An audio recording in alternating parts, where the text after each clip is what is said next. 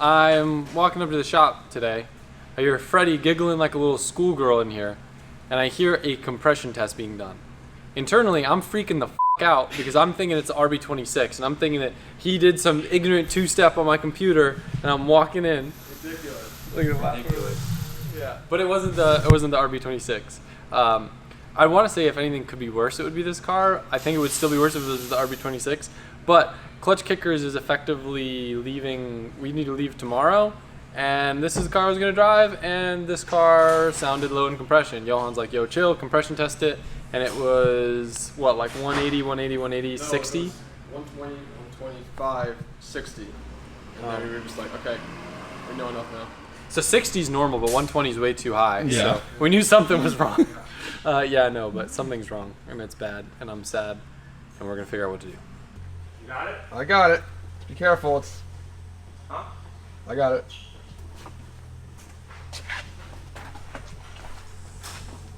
Yeah. Bottom end. And then you can listen to the intake, nothing, and you can go out the exhaust and listen. But that sounds pretty. Yeah. Instantly from the catch can. Bottom end is done so. Alright. Oh. I'm gonna drop the air out of it. Alright. Freaking Jay-Z's, man. This one just runs really, really hot. It does, but we've had like, how many now? Mine. This one. We're backing up for Clutch Kickers. One thing I made sure not to forget is my Cove split speaker. Now you guys know Cove has been a sponsor of the channel for a while now. If you guys aren't familiar with this Bluetooth speaker already, on one charge it can last up to 7 hours, water resistant, built-in microphone, 30-foot range, and the best part is it splits in two. So you can put one speaker here, give you a left and right stereo surround sound effect. I know with speakers it's hard to tell over the camera, but they get pretty loud. And they have great sound quality, great bass. I know you guys will like them. Now the best thing is I was able to get a discount code for you guys. When you use my code AL67, you're gonna get 67% off this speaker or any other Cove products on their website. It's like you're getting two for the price of one. Cove has been a sponsor of the channel for a really long time now, and I really appreciate them sponsoring this video and help making a lot of the content that we do possible. Check them out, the link's gonna be in the description. I'm excited to use this thing this weekend.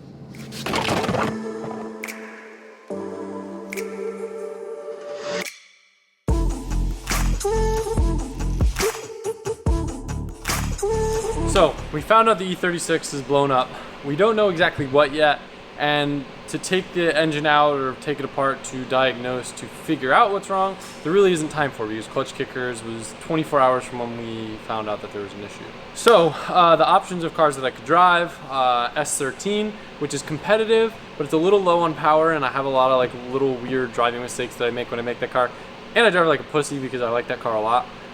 There's that, and then there's the Chaser, which I don't know if it would even pass tech because it doesn't have a cage, and it's not really competitive, but I do think I'm the most comfortable driving it. However, the easiest, most turnkey option to take was the S15. So, this weekend at Clutch Kickers, I'm going to be driving the S15. It actually kind of worked out because we left the car all together and went over to our friend Billy's, and he made a dry sump enclosure in it. We haven't finished all the dry sump stuff, but we kind of tested on this engine. Everything was great. We know it's a running driving car that works right now, and as something to take to Clutch Kickers, the benefit is I get more testing out of it, and I get to feel more comfortable in the car when I step into FD, which is right around the corner. So today is going to be getting this thing up to speed so it's ready for Clutch Kickers.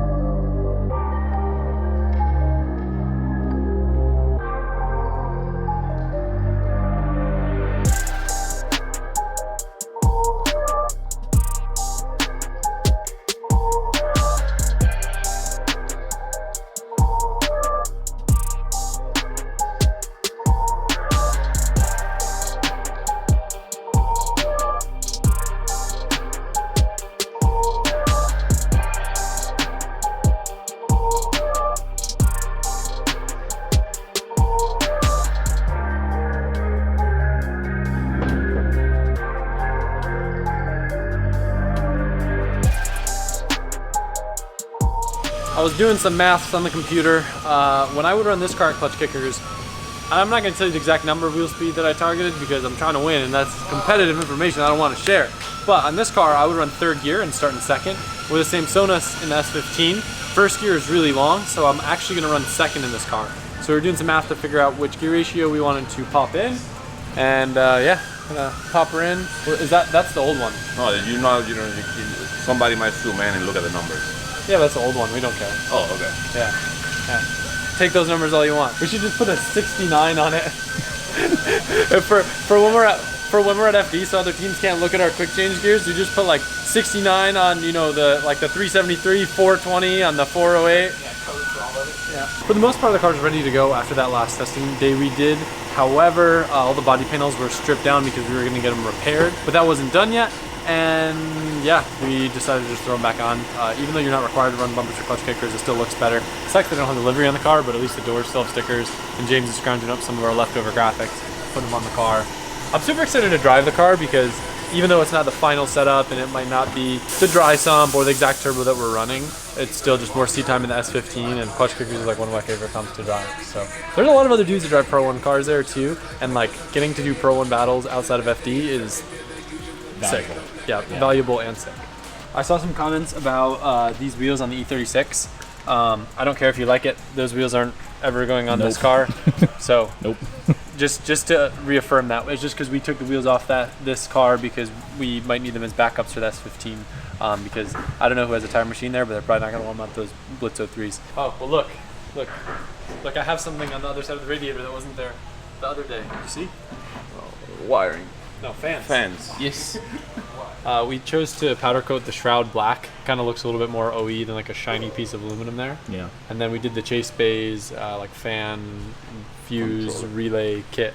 It'll be easier to see from the top, but you don't got it knocked out quick. My R34 friend, I bought a new steering wheel from him. I really want to do the Mines Alcantara headliner and their steering wheel that they make. But in the meantime, this is just a brand new OEM steering wheel.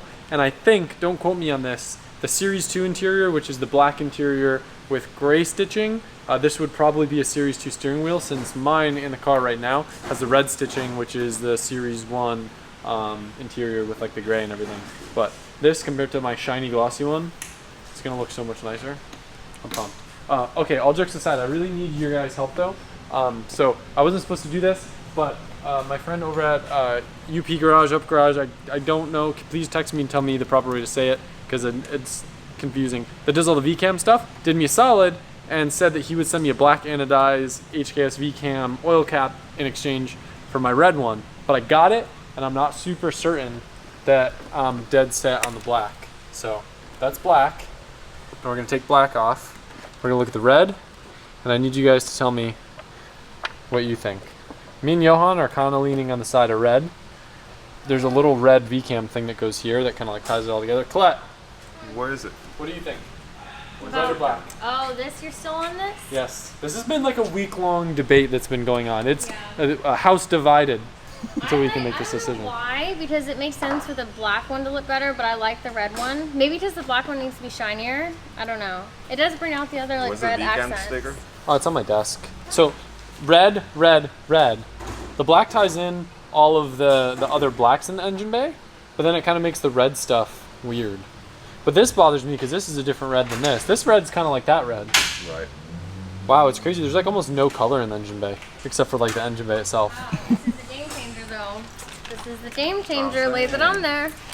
You know, they say the last 10% of builds take 90% of the most time, and this is what we mean by it, deciding oil cap colors. Oh, wow. So now do we like red?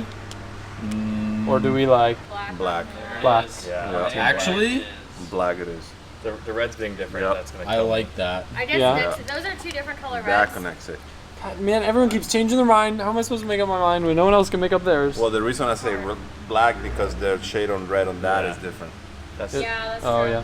Yeah, but the shade of red it is like freaking 50 shades of red. So, Yeah. Yeah, but those are right next to each other, the two reds. I'm not sold on the top secret. It's in a garnish anyway. Yep.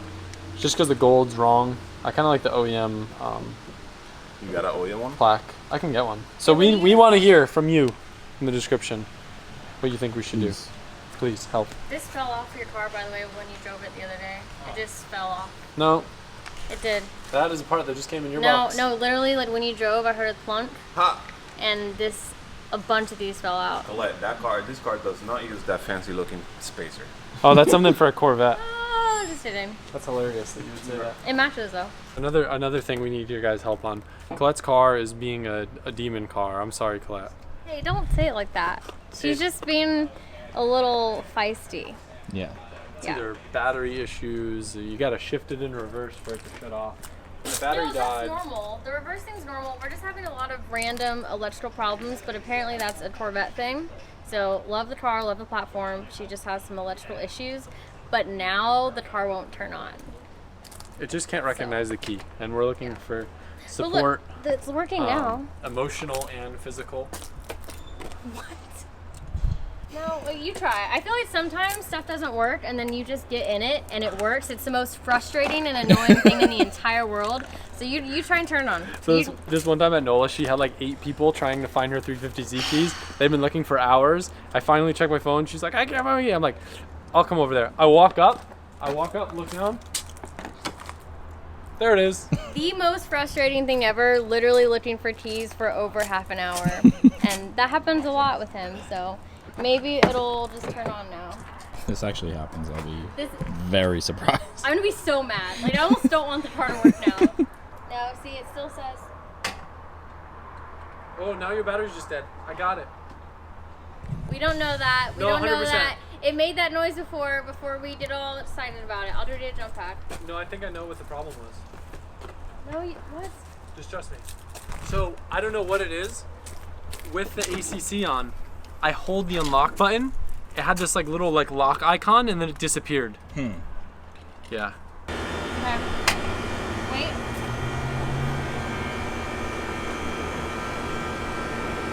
Okay.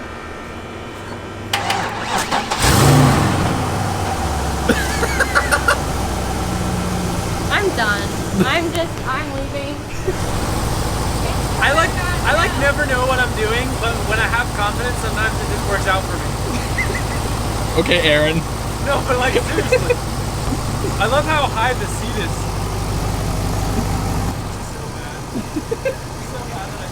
I'm so mad because it's so frustrating. This happens with you all the time, but you don't even know what you do specifically. So it's just like okay, so I do know what I did. There's this little like lock icon that was showing up on her dash. Maybe it's something to do with the dead battery. If you hold down the unlock button with it on like the ACC mode, the lock disappears, and then it starts. Did you know that? Yeah.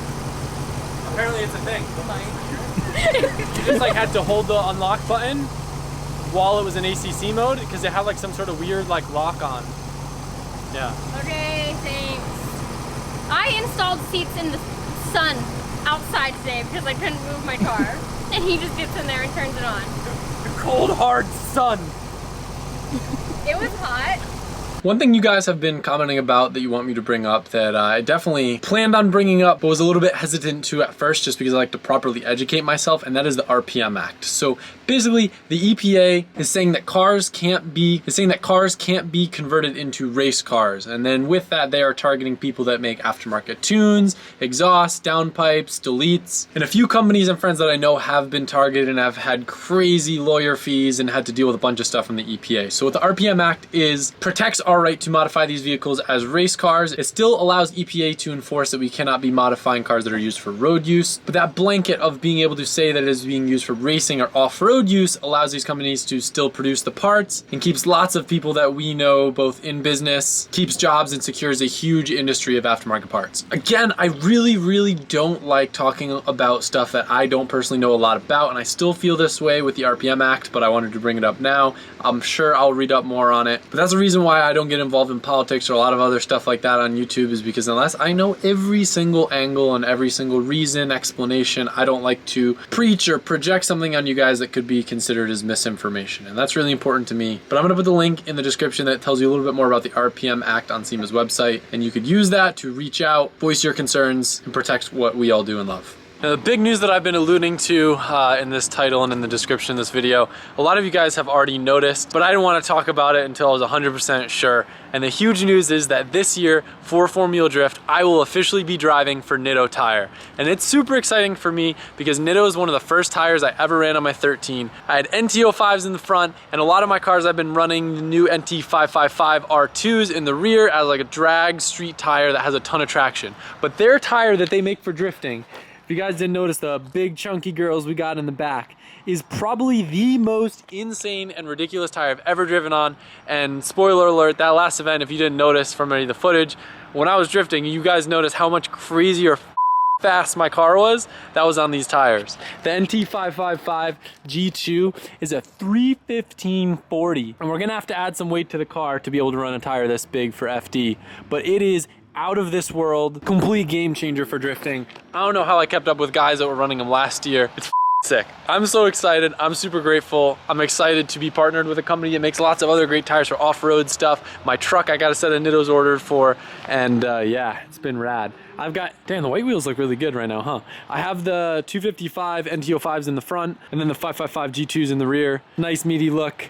I'm gonna make a post on Instagram and talk a little bit more about it, but I was excited to share the news. I wanted to get the stickers on the car before clutch kickers. We didn't have time to redo the whole livery, but you can see she's looking all fitted out, and I'm excited for this season on the best tire ever.